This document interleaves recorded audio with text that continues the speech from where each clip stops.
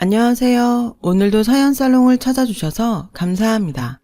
저는 40대 중반 변호사예요. 여러분께서는 꿈이 있으셨나요? 있으셨다면 어떤 꿈이었나요? 저와 저의 시댁 식구들에게도 꿈이 있었답니다. 저는 변호사라는 꿈을 이루었고 남편도 동시통역사라는 꿈을 이루었죠. 다른 시댁 식구들 또한 모두 꿈을 이루고 부족함 없는 삶을 살고 있어요. 시댁 식구들 모두가 꿈을 이룰 수 있었던 건 다름 아닌 평생을 자식 뒷바라지에 헌신하신 시부모님 덕분이라고 생각해요. 그만큼 열심히 사셨고 아주 큰 부를 이루셨거든요. 저의 사연은 비밀의 금괴와 엮인 미처 저버릴 수 없었고 현재도 진행 중인 한 사람의 꿈 이야기랍니다. 사법고시에 합격하고 사법연수원을 수료한 저는 어릴 적부터 꿈꾸었던 변호사의 길을 선택했어요. 변호사 사무실이 자리를 잡을 즈음해서 몇 년간 교제하고 있던 동시통역사 남편과 결혼하게 되었답니다. 결혼을 준비하며 알게 된 시댁은 듣던 대로 많은 부를 가진 무척이나 유복한 집안이었어요. 놀라웠던 점은 그 많은 부에도 불구하고 시댁 분위기가 참 소탈했다는 점입니다. 식구들 모두가 하나같이 검소한 모습들이었죠. 저는 시댁 식구들이 검소한 삶을 살 수 있었던 이유를 시아버님에게서 찾았어요. 시아버님은 갑부의 자리에 있으면서도 늘 어려운 이웃들을 살피며 당신은 검소하면서도 가족들에게는 아낌없이 베푸시는 본받아 마땅한 귀인이셨어요. 아들 셋 집안에 맏며느리로 시집온 저는 변호사 일에 최선을 다하는 한편으로 시부모님을 공경하며 모셨죠. 시부모님은 맏며느리인 저를 믿고 의지하면서도 행여 고생을 시키지는 않을까 신경 써주셨고 두 시동생 형제 또한 저를 큰형수로 아주 잘 대해주었어요. 모든 것이 행복한 결혼 생활이었어요. 그런 저에게도 걱정거리는 있었죠.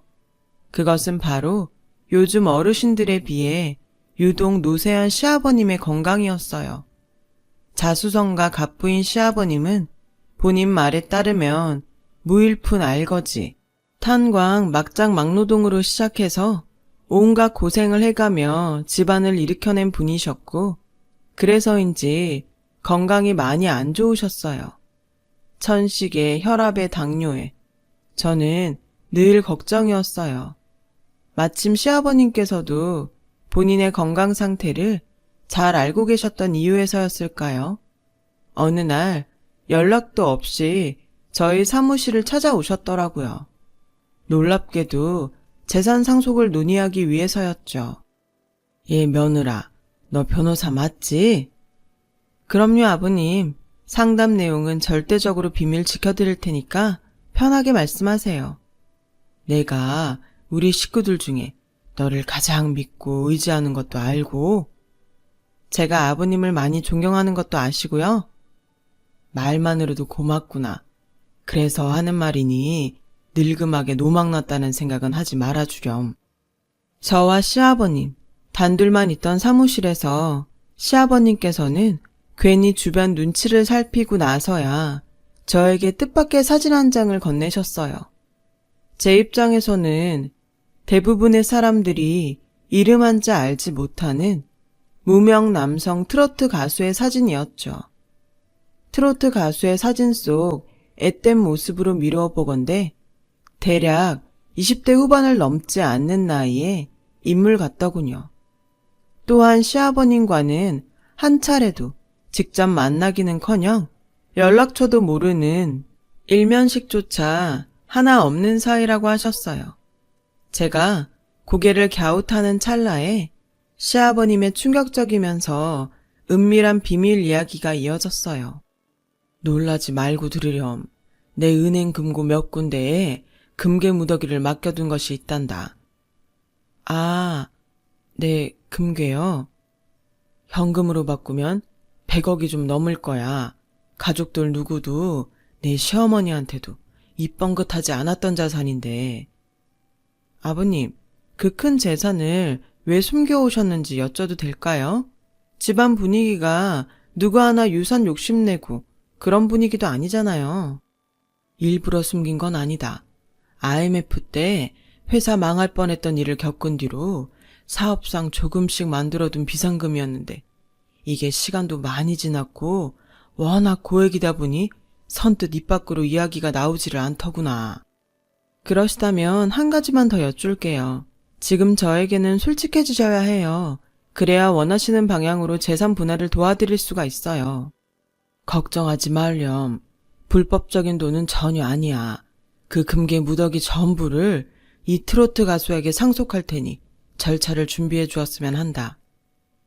그 말씀을 듣는 순간 머리가 복잡해졌어요.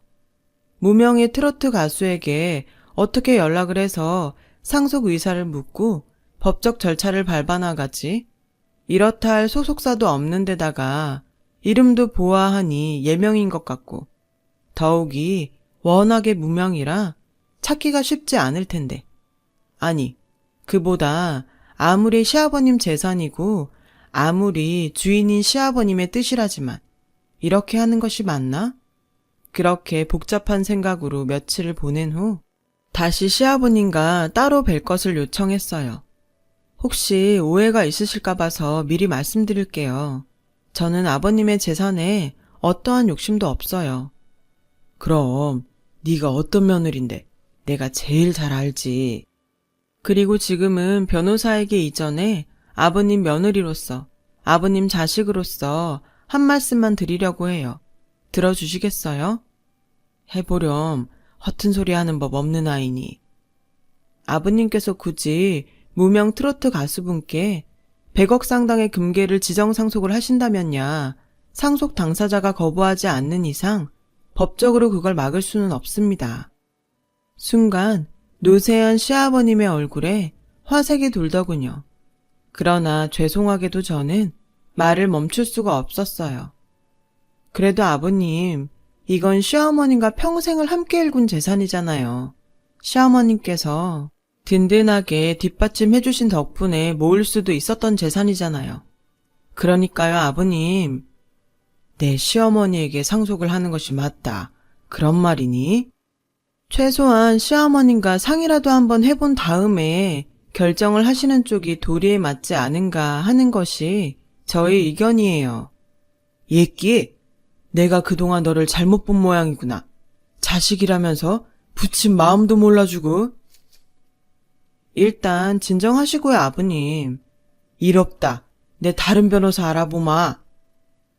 난생 처음 마주한 시아버님의 역정내는 모습에 저는 고개를 숙일 수밖에 없었어요.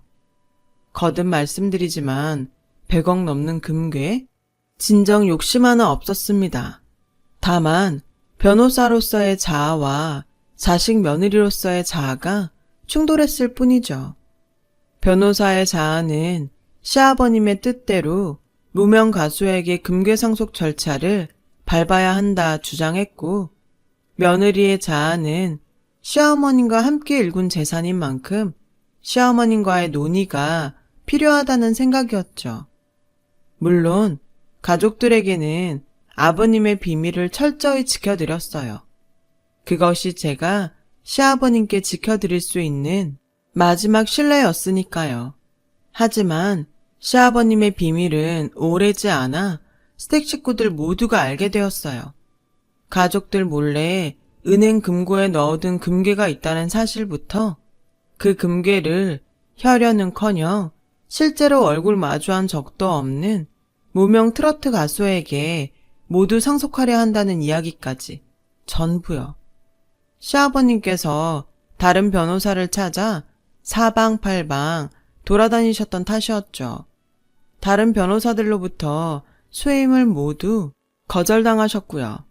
변호사 입장에서는 그럴 수밖에 없겠다 싶더군요. 저야 시아버님의 청렴 결백한 됨됨이를 훤히 알고 있었기에 100억 상당의 금괴가 불법적인 재산이 아니라는 말씀을 대번에 믿었지만 시아버님을 잘 모르는 변호사들 입장에서는 섣불리 나서기 어려웠을 테죠. 문제는 그 금액이 너무 컸다는 데 있었어요. 평소 소탈하고 화목했던 시댁 분위기가 100억이라는 소리에 단번에 뒤집혀버리더군요.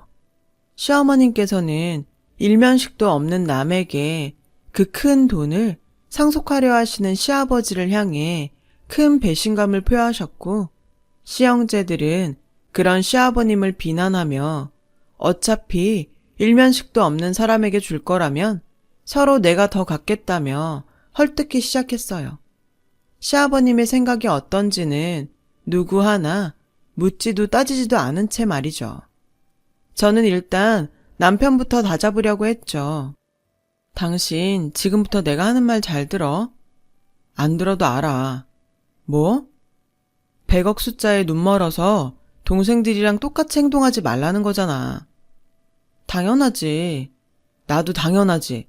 어디까지나 아버지 재산이야. 함부로 눈독 들여서도 안 되는 거고 그럴 생각도 없어 난. 이제야 좀 안심이 되네. 고마워. 그리고 다행이다.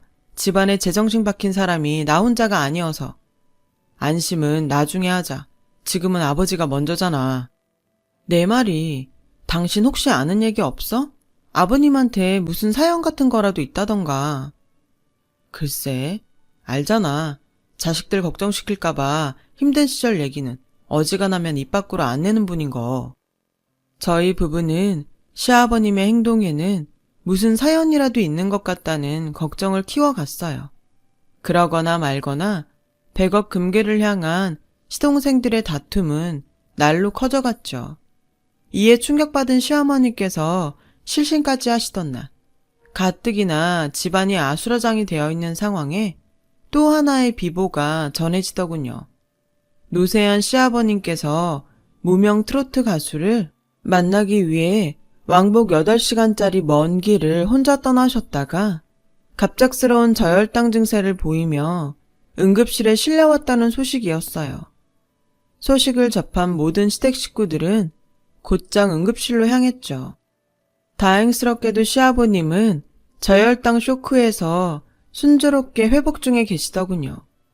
그런데 병석에 누워 계신 시아버님을 향해 두 시동생의 막말이 쏟아졌어요.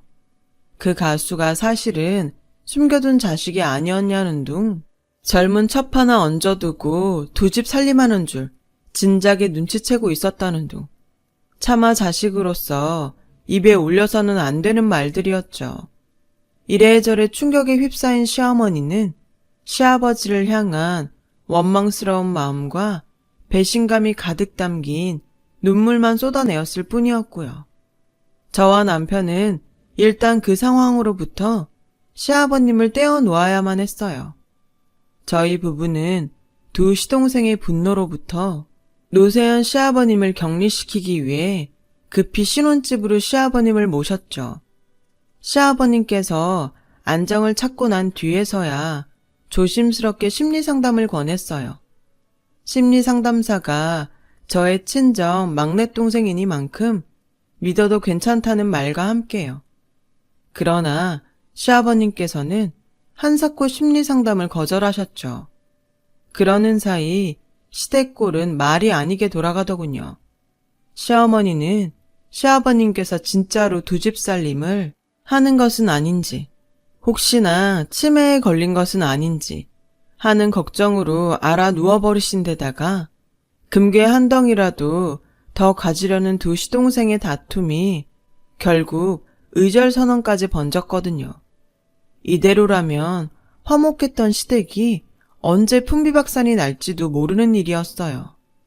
저희 부부는 예전과 다름없이 시아버님을 성심성의껏 모시고 있었죠. 그런 저희 부부에게 감동해서였을까요? 아버님께서 저희 부부를 데리고 길을 나서시더군요. 가슴 졸이며 도착한 곳은 다름 아닌 친정 막내동생의 심리상담센터였어요. 시아버님의 고백의 말은 이렇게 시작되었습니다. 너희는 살면서 꿈이 있었더냐? 그럼요. 저는 꿈 따라서 변호사가 되었고 아범도 꿈을 이루었잖아요. 동시통역사. 그래, 그렇지. 나 때와는 다르게 참 좋은 시절이야. 그래서 난 너희들이 늘 부러웠다지. 아버님, 지금은 늙고 쇠약해진 나에게도 너희처럼 젊은 시절이 있었고 너희 같은 꿈도 있었단다. 어떤 꿈이셨는데요? 노인네가 하는 얘기 듣고서 괜히 웃지나 말려무나. 아버님도 참, 저희는 아버님 편이에요. 그걸 알고 계시니까 저희랑 같이 상담받으러 오신 거잖아요. 편하게 들려주세요. 알고 싶어요, 진심으로. 시아버님께서는 꿈꾸는 소년과 같은 얼굴과 목소리로 말씀하셨어요. 내 꿈은 가수였어. 시아버님께서 아주 어릴 적부터 품어오셨던 꿈, 가족 모두에게 비밀로 붙였던 그 꿈은 바로 노래였어요. 가수가 되는 것이었죠. 꿀꿀이죽으로 연명하던 어릴 적에는 먹고 살기 힘들어 억눌러야만 했던 꿈이었어요. 가진 것이라고는 맨몸밖에는 없던 시아버님께서는 노래 대신 탄광 막장에 들어가 석탄을 캐야만 했다더군요. 청년이 된 뒤에는 가정과 자식 건사하기에 바빠 또 억눌러왔던 꿈이었다고요. 탄광 막장 광부로 건강을 상해가면서까지 모아둔 돈으로 자식들에게는 가난을 물려주지 않기 위한 사업을 시작하셨고 직원들 가족의 생애까지 거느린 사장의 무게까지 어깨에 짊어져 버린 탓에 노래를 부르는 무대라고는 회식 자리에서 소주병에 숟가락을 꽂아 만든 마이크 무대가 고작이었답니다. 중년 초반부에 이미 큰 성공을 거두었지만 그 이후로 노년까지는 늦바람 났다는 취급이나 받을까 두려워서 또다시 억눌렀던 꿈이었고 근래에는 노쇠한 건강 탓에 도무지 엄두가 안 나는 상황이었죠. 그러던 중에 지하철 무료신문에서 본 젊은 무명 트로트 가수의 사연이 눈에 들어오더구나. 요즘 젊은이들답지 않게 나처럼 고생이 참 많은 삶을 살았던 모양이야. 먹고 살려 막리라며 고생한 상황도 얼추 비슷하고. 그래서 마음이 흔들리셨던 거네요. 똑같이 어려운 상황이었지만 매 순간 억누르는 삶을 살아오셨던 아버님과는 다르게 그 젊은 무명 가수는 꿈을 향한 도전을 선택했으니까요. 아무렴 꿋꿋하고 당차게 이겨나가는 모습이 참 예뻐 보이더라. 그럼에도 여태 무명인 모습은 무척이나 안타까웠고 내 말이 납득이 가든? 네, 충분히 이해합니다. 도와주고 싶으셨던 거였네요. 그 청년의 꿈을 지켜줄 겸 아버님 평생에 한풀이도 할 겸. 그러니 이제는 내 뜻대로 해주지 않으련 이 100억 금괴를 그이에게 다 주어도 전혀 아깝지가 않다 이 몸은. 아직이요. 아직 부족해요. 돈이 모자라? 아니요. 제일 중요한 말씀을 빼놓으셨다고요. 그래, 이 못난 시애비는 말이다. 평생을 단 한 번도 가수의 꿈을 버려본 적이 없어요. 지금도 가수를 해보고 싶기는 마찬가지란다. 시아버님의 진심을 듣는 순간 저희 부부는 왈칵 눈물을 쏟고야 말았어요. 아버님, 아무 걱정 마세요. 제가 아버님 뜻대로 다 정리해드릴 테니까요. 상담을 마친 저희 부부는 시아버님을 일단 저희의 신혼집으로 다시 모셨어요. 시아버님께서 참 오랜만에 평온하게 잠드신 모습을 확인하고 나서야 시댁으로 향했죠. 시댁에는 저희 연락을 미리 받은 두 시동생들이 도착해 있던 참이었어요. 이번 공격 대상은 저희 부부였어요.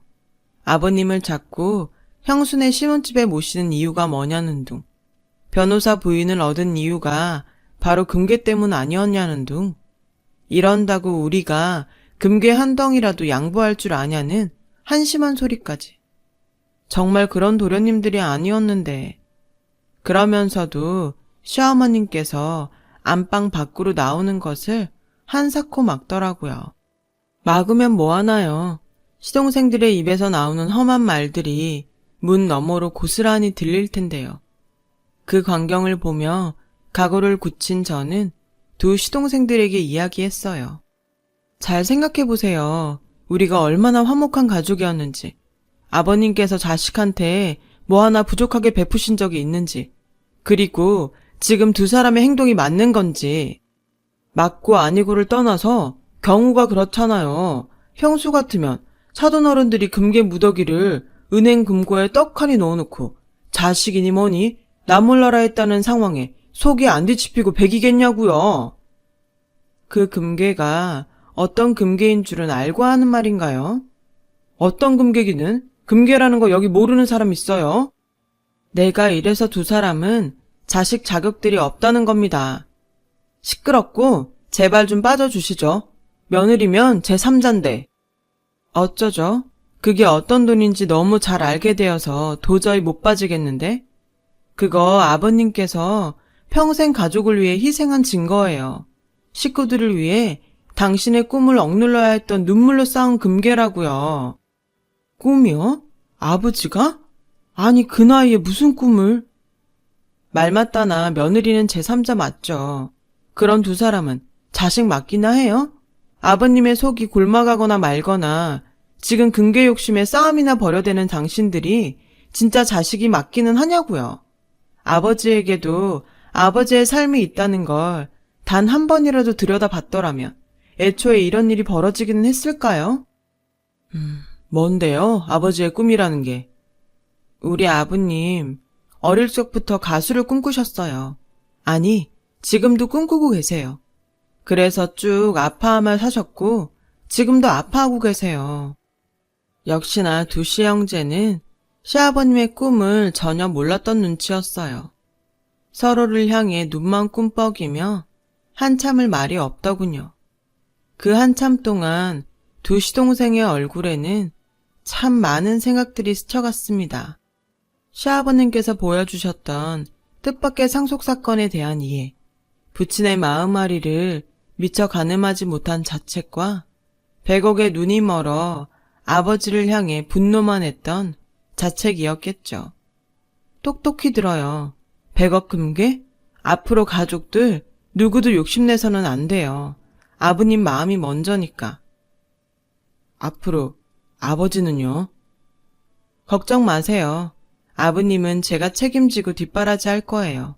며느리 뒷바라지 받을 자격 충분하세요.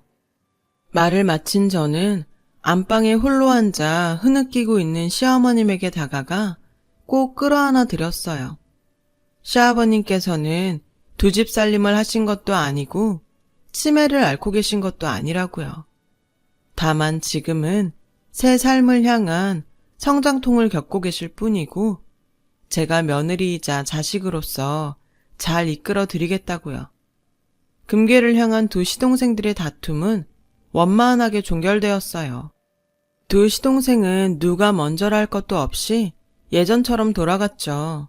좋은 사람들이었거든요, 정말. 시어머님은 시아버지를 향한 모든 오해와 걱정을 거두셨고 저와 남편은 시아버지의 늦가기 꿈, 가수를 위한 전폭적인 지원을 시작했죠. 아버님의 건강을 해치지 않는 선에서 노래를 배우고 즐길 수 있도록 성심성의껏 도왔어요. 그러자 노쇠하던 시아버님의 건강이 차츰 회복되더군요. 아마도 아버님 병색의 원인의 대다수는 마음의 병이었던 모양이다 싶더라고요. 그리고 노래와 함께 더없이 즐거운 날들을 보내던 시아버님께서 어느 날 갑자기 가족회의를 소집했어요. 저에게는 변호사가 아닌 며느리 자식으로 참석하라는 귀뜸과 함께요. 저는 아무것도 모르는 채로 회의에 참석했죠. 지난 일을 겪으며 나도 뉘우친 바가 크단다. 아무리 소가리가 이만저만 아니었다 한들 그 큰 돈을 평생을 함께 일군 부인에게조차 한마디 상의 없이 처분하려고 했던 건 분명한 잘못이었어. 내가 어리석었다. 그런 말씀하지 마세요, 아버님. 가족들 누구도 원망하는 사람 없어요. 이제는 모두가 이해해요. 알지 그럼. 그래서 며느리 너에게는 늘상 고마운 마음뿐이야. 여튼 문제가 되었던 그 금괴는 앞으로 내 꿈을 위한 자금인 셈 치련다. 물론 가족 모두가 동의를 해준다면야. 모든 가족들이 흔쾌히 동의하자 시아버님께서 말씀을 이어가셨어요. 그래, 다들 동의해 주었으니 이제 그 금괴의 상속자는 우리 큰며느리다. 네? 왜, 싫으니? 이래도 되나 싶어서요. 시동생들한테 재산을 눈독 들이지 말라고 해놓고 그 재산을 제가 받아버릴 수는 없는 거잖아요. 저도 재산에 욕심 없기는 마찬가지고요. 그 순간 두 시동생이 저에게 환하게 웃어주었어요. 받아요, 형수. 아버지가 형수 뒷바라지 받을 자격 충분한 만큼 형수도 그 돈 받을 자격 충분해. 대신 우리 아버지 잘 부탁합니다. 자식들이 못 알아준 아버지 마음, 그거 형수가 잘 보듬어주세요. 형수가 아버지 감동시켰던 모습만 평생 지켜준다면야 오히려 우리가 고맙죠. 가족회의 만장일치로 그 금괴의 주인은 저로 정해지는 분위기였어요. 시아버님은 난처해 하는 저의 손을 잡으며 앞으로의 변치 않을 믿음을 전하셨고, 저는 그런 시아버님의 뜻을 차마 거스를 수는 없었기에 100억 금괴의 상속자가 되었답니다. 그리고 형제들과 다 같이 나누었어요. 그건 제 것이 아니잖아요. 그렇게 지금 시아버님께서는 오늘도 노래와 함께하며 즐거운 날들을 보내고 계세요. 마음의 병이 완치된 덕분인지 건강을 완벽히 회복하셨고, 요즘은 연세에 비해 유독 노쇠하던 모습은 온데간데 없이 20살은 아래로 보일 정도로 정정해지셨어요. 그리고 저는 변호사이자 믿음직한 맏며느리, 큰 형수의 삶을 이어가고 있답니다. 시작한 김에 데뷔하실 노래도 녹음 준비하고 있어요. 누가 알아주지 않으면 어떤가요? 아버님께서 저리 즐거워하시는데요. 아버님과 가족 모두가 잘 알고 있어요. 시아버님께서 가수 데뷔의 꿈을 이루기는 쉽지 않다는 것을요. 하지만 아버님, 저와 남편, 시댁 식구들 누구 하나 개의치 않아요. 일면식도 없는 무명 트로트 가수를 향해 보내던 아버님의 진심 어린 응원을 보면서 비로소 깨달았으니까요. 꿈을 향해 도전하는 시간만으로도 충분히 가치 있고 충분히 행복하다는 것을요. 그런 시아버님이 존경스럽습니다. 여러분의 꿈은 무엇인가요? 긴 이야기 들어주셔서 감사합니다. 여러분, 사연 댓글에 응원과 현명한 조언 부탁드려요. 좋아요와 구독은 저에게 큰 힘이 됩니다. 오늘도 좋은 일 가득하세요.